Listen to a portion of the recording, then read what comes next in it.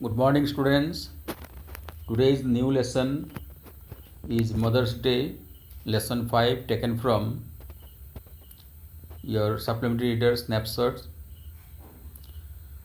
Mother's Day is written by J.B. Priestley, so we must know something about that author.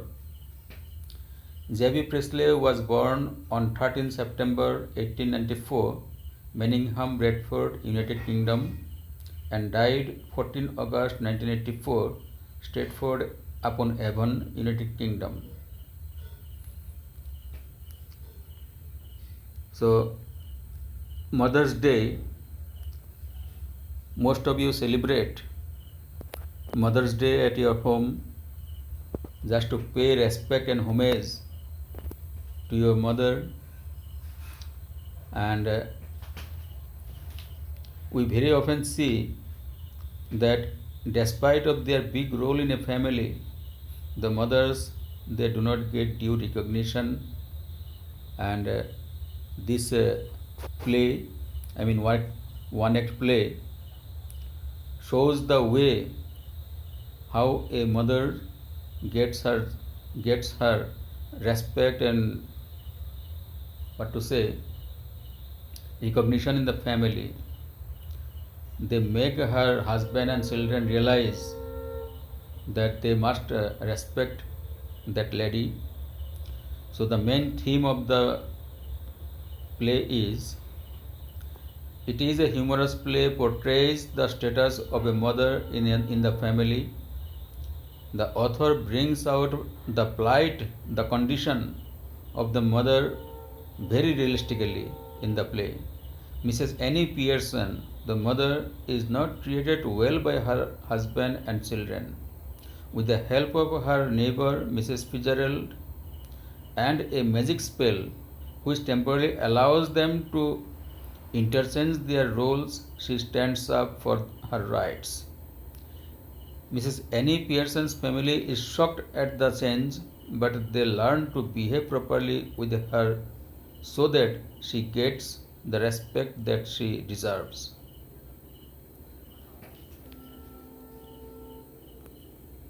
Now let us discuss the characters, because we must know the individual character very well so that we can understand this play.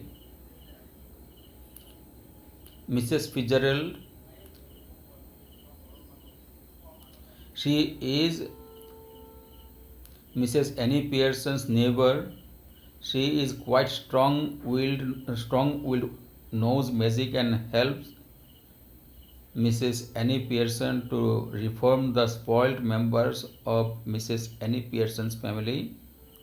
Mrs. Fitzgerald's husband, he was a colonel in army, and she was in the Middle East or in the eastern part of the world. You can say that India, and he learned some magic that he transferred that spell to his wife, and his wife Fitzgerald now is trying to apply that magic power. At the same time, she wants to give back her rights from that predicament of her family.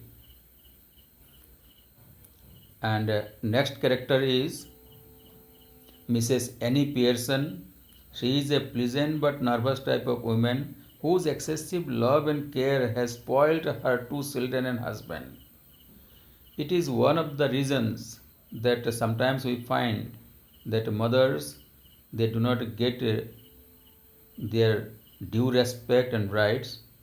It is because of excessive love for her children and also for her husband. So as long as they enjoy the facilities provided by their mother or husband, they do not realize. And the same thing happened to Mrs. Pearson also, because she is a very pleasant but nervous type. That is the weak point of her character.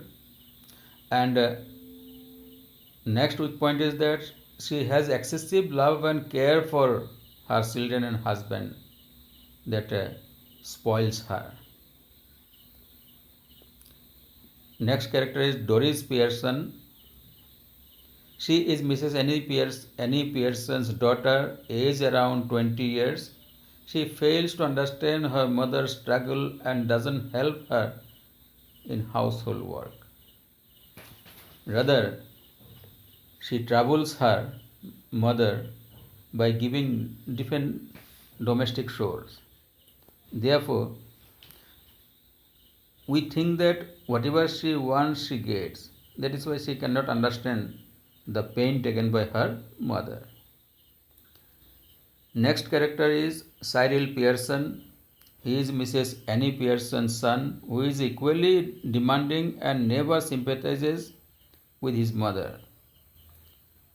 And this is the reason that already I have told you that it is because of excessive love for her children, Mrs. Pearson does not get due rights and respect. And Cyril Pearson, he is her son. He also can't understand the pains taken by his mother. Next one is that very funny character. That funny character is Mrs. Pearson's husband, Mr. George Pearson. And he is Mrs. Annie Pearson's proud husband, who is not as respected in society as expected. He dominates his wife, but he is ridiculed in the club where he is a member. It's a very common thing that he wants to show her influence in the family, but she is a laughing stock in the society and as well as in the club where he is a member.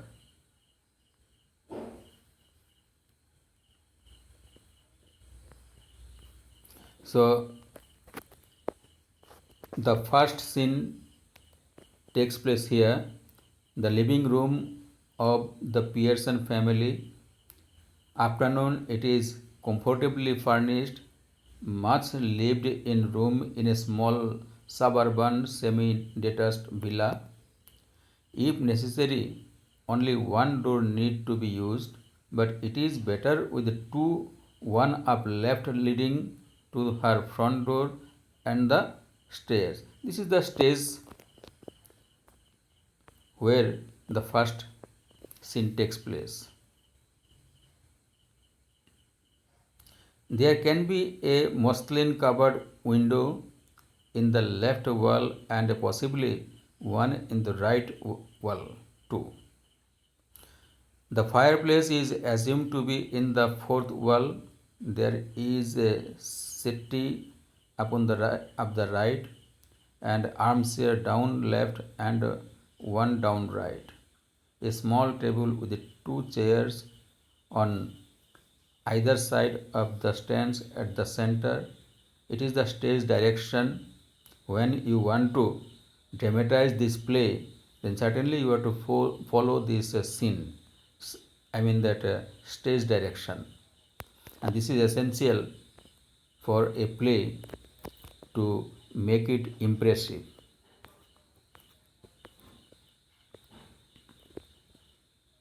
And when the curtain rises, it is an afternoon in early autumn and the stage can be well lit.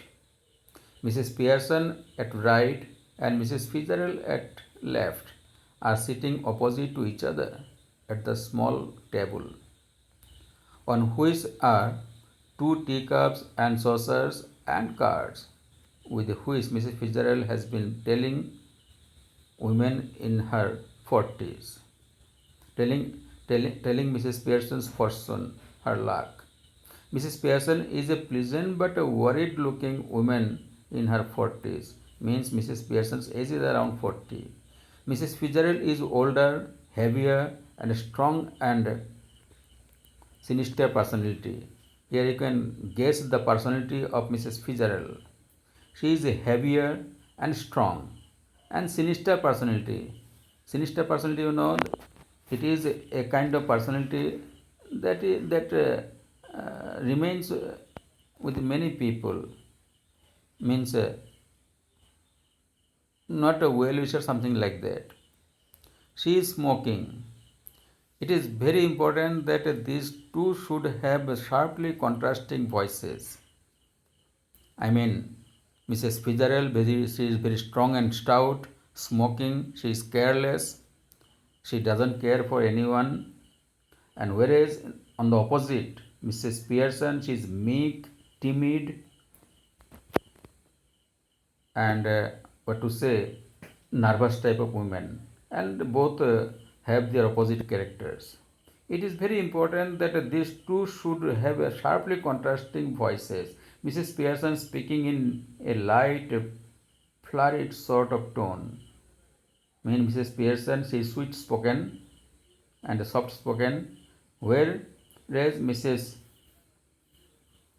Fitzgerald, she is strong and stout. At the same time, her voice is deep, and she talks in an Irish tune.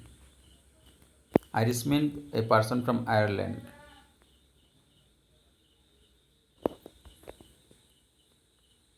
So you can see the dialogues here. Here Mrs. Fitzgerald, that she came to, once in the afternoon. She visited Mrs. Pearson, and she feels sorry for the condition of Mrs. Pearson, and she wants to change her stand, her condition, if she wishes. Then Mrs. Pearson, yes, I thank you, Mrs. Fitzgerald. I am much obliged, I am sure. It's wonderful having a real fortune teller living next door. Did you learn about that out east too? Means Mrs. Fitzgerald, she is a fortune teller. Fortune teller, that means we can say that very often people visit the astrologer.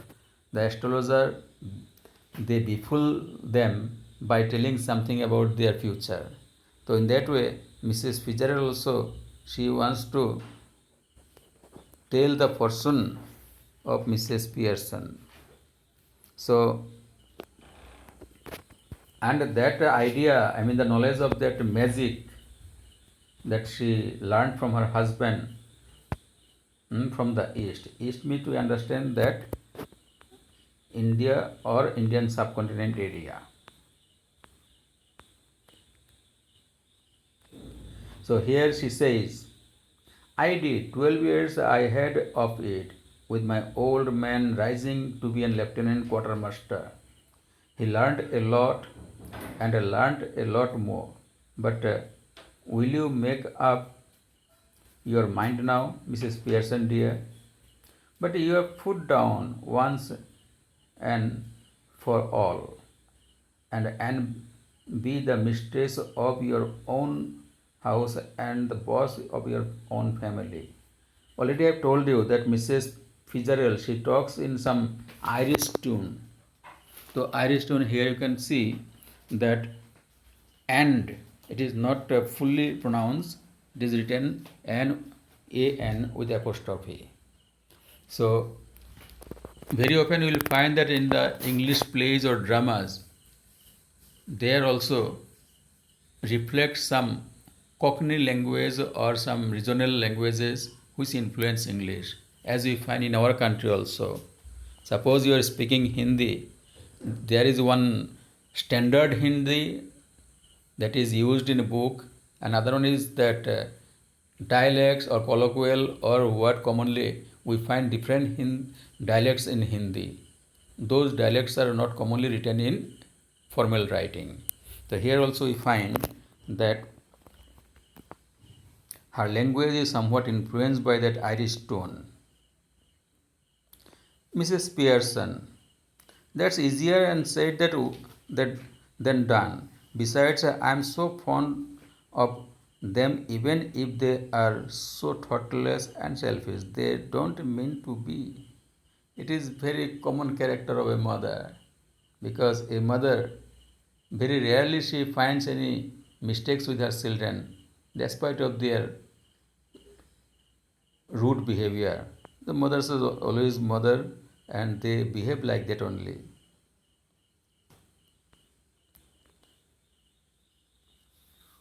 Mrs. Fitzgerald, maybe not, but it would be better for them if they learn to treat you properly. Means here we see that Mrs. Fitzgerald is very much concerned about her condition, her predicament in the family.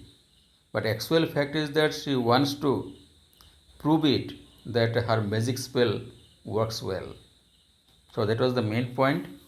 And here she wants to change the personality of Mrs. Pearson so that she can get her own rights and respect.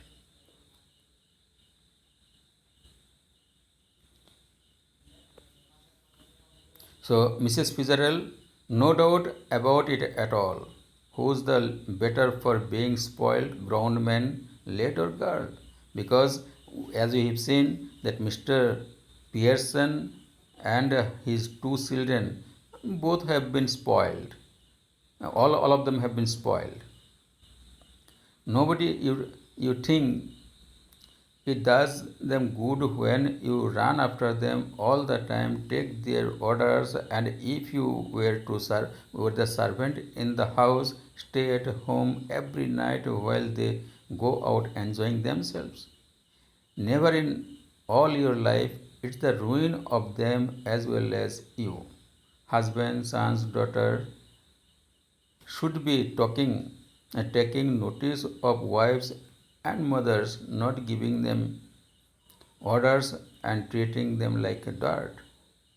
And don't tell me you don't know what I mean, for I know more than you have told me. And the same time, Mrs. Fitzgerald, she knows everything about the family because she is her neighbor, and how Mrs. Pearson is treated in the family. And according to Mrs. Fitzgerald, she is the spoiler of her husband and children, and this condition can be improved or can be corrected. Then Mrs. Pearson dubiously she says, I keep dropping a hint. Then she replied, hint? It more than hints your family needs, Mrs. Pearson. Then Pearson again replies, I suppose it is, but I don't hate any unpleasantness, and it's so hard to know where to start. I keep making up my mind to have it out with them, but somehow I don't know how to begin. Oh God gracious, look at the time. Nothing ready, and they will be home and a minute, and probably all in a hurry to go out again. Now here you can see the condition of Mrs. Pearson. Means she is to do some work so that she can entertain her husband and children. They would be coming and going again, and for this she is to do something.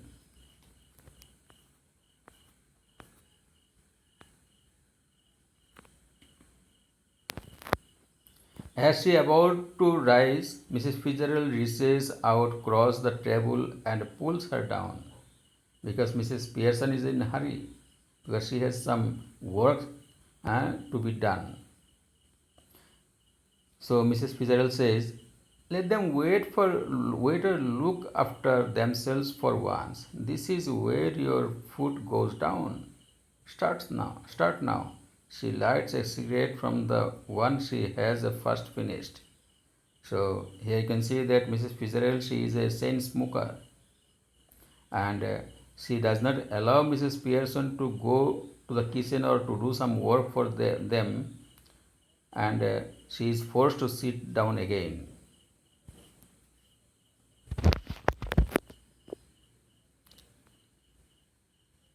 And Mrs. Pearson feels her embarrassed because she says, Mrs. Fitzgerald, I know you mean well. In fact, I agree with you. but I just can't. And it's no use you trying to make me. If I promise you, I'd really have it out with them. No, I know I wouldn't be able to keep my promise. Because Mrs. Pearson, she thought that even though she thinks to correct them or to rectify the behavior of her children and husband, will not be able to do, because her eyes are washed with her love and affection for her husband and children. Therefore, even though she promises to Mrs. Fitzgerald to rectify the situation, to correct the situation, she would not be able to do. But Mrs. Fitzgerald, then she wants to do something else. Then let me do it. What is she going to do? I mean, she would spell some magic words upon Mrs. Pearson, and they will change their personality. So let us see here. Oh no, thank you very much, Mrs. Fitzgerald, but that won't do at all. I couldn't possibly be somebody else. They they would resent it at once, wouldn't listen, and really I couldn't blame them. I know I ought to do it, but you see, it is. She looks apologetically across the table, smiling rather miserably. So it is her miserable condition. She can't help it. So Mrs. Fitzgerald, she has an idea. Idea is that she would spell some magic words upon Mrs. Pearson. Immediately they will exchange their personality. Mrs. Fitzgerald will become Pearson and Mrs. Pearson will become Mrs. Fitzgerald. And her voice and behavior will also be like that of Mrs. Fitzgerald.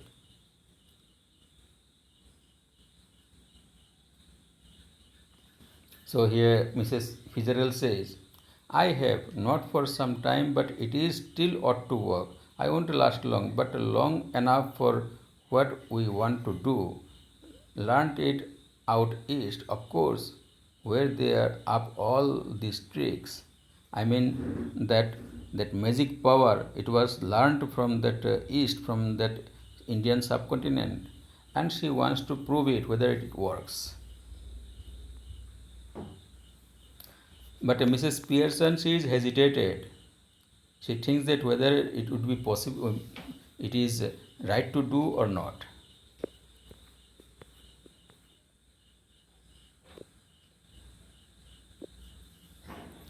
Now Mrs. Fitzgerald says, it's your only chance. Give me your hands and keep quiet a minute. Just don't think about anything. So, taking her hands, now look at me.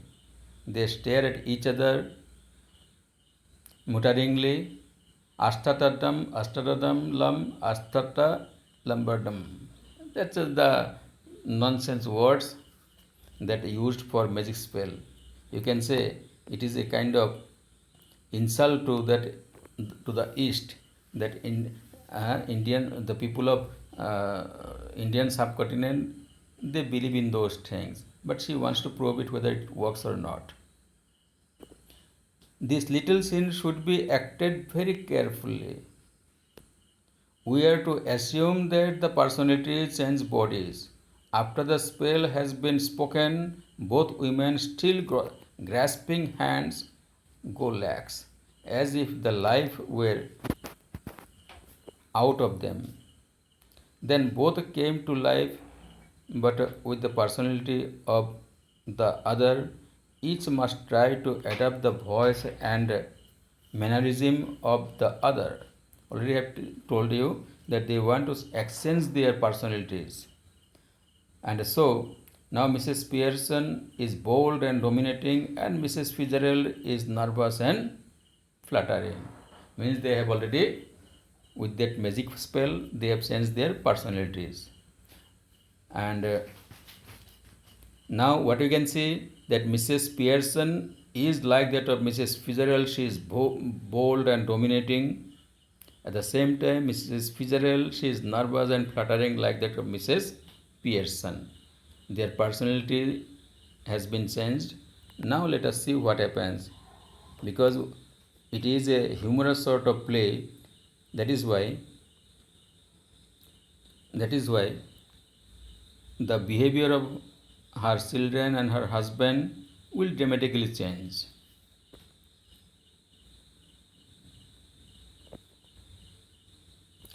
So Mrs. Pearson says, "See what I mean, dear. Here you don't want that." So Mrs. Fitzgerald, now with the Mrs. Pearson personality, looks down at herself and sees that her body has changed and gives a scream of fright. Means she is very much happy to see that at least the magic spell work is working well. Mrs. Fitzgerald with Mrs. Pearson's personality. Oh, it's happened. Means earlier she never tried that magic upon anyone else. Now she is very much happy to see that the magic spells has completely changed the personality of Mrs. Pearson. She has become more like that of Mrs. Fitzgerald. Now Mrs. Pearson says, "Of course it's happened. Very neat. You didn't know I had it in me." Means she was quite unaware that what she could do. But whatever shall I do, Mrs. Fitzgerald, George and the children can't see me like this. So Pearson, they aren't going, that's the point. They will have me to deal with they won't know it. So Mrs. Fitzgerald says, but what if we can't change back? It would be terrible. It's a very important point because already the personality has been changed. Then what will it happen if they fail to reverse it? That is the fear of Mrs. Fitzgerald.